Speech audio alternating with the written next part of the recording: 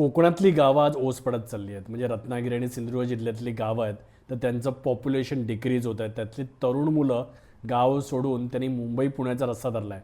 आणि जर ओव्हरऑल तुम्ही बघितलात ना, तर ही परिस्थिती आहे ना, ही फक्त रत्नागिरी सिंधुदुर्ग जिल्ह्यापुरतीच नाही आहे, तर ती महाराष्ट्रातील बऱ्याच जिल्ह्यामधल्या गावांमधली आहे, की गावातली मुलं आज गाव सोडून मुंबई पुण्यासारख्या शहरांकडे जातात. बघा, आता मी राहतो मुंबईमध्ये, पण आता कामानिमित्त मी बऱ्याच मोठ्या प्रमाणात माझा जास्तीत जास्त वेळ रत्नागिरी आणि सिंधुदुर्ग जिल्ह्यामध्ये पण घालवत असतो. आणि त्याच्यामध्ये तिकडचं जे वास्तव आहे, गावातलं वास्तव, तर ते पण मी जवळून बघितलेलं आहे.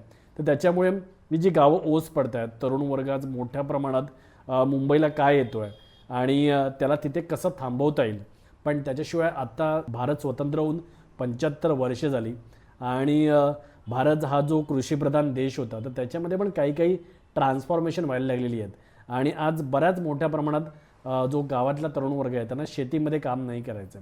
आणि याची काही रिझन्स आहेत, तर ती आपण ना शांत डोक्याने समजून घेतली पाहिजे. पहिल्यांदा तर बघा, शेती नोबल प्रोफेशन आहे, कम्प्लिटली ॲग्री.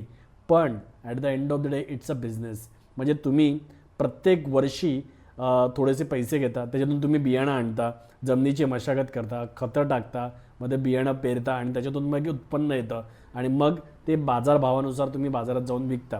त्याच्यामुळे बाकीचे सगळे बिझनेसेस पण बघितलेत तुम्ही, त्याच्यामध्ये आपण मॅन्युफॅक्चरिंग करतो किंवा काहीतरी सर्व्हिस प्रोव्हाइड करतो. तसंच शेतीमध्ये पण आपण काहीतरी मॅन्युफॅक्चर्ड करतो. आणि आता ही शेतीसारखा बिझनेस आहे ना, हा निसर्गावरती एवढा डिपेंड आहे. कारण आज मी जेव्हा ॲज अ आंबा व्यावसायिक म्हणून आंबा उत्पादकांकडे बघतो, त्यावेळी तर म्हणजे माझं तर रक्त जळतं. कारण यार, म्हणजे पूर्ण वर्ष मेहनत करायची आंब्याच्या बागेमध्ये.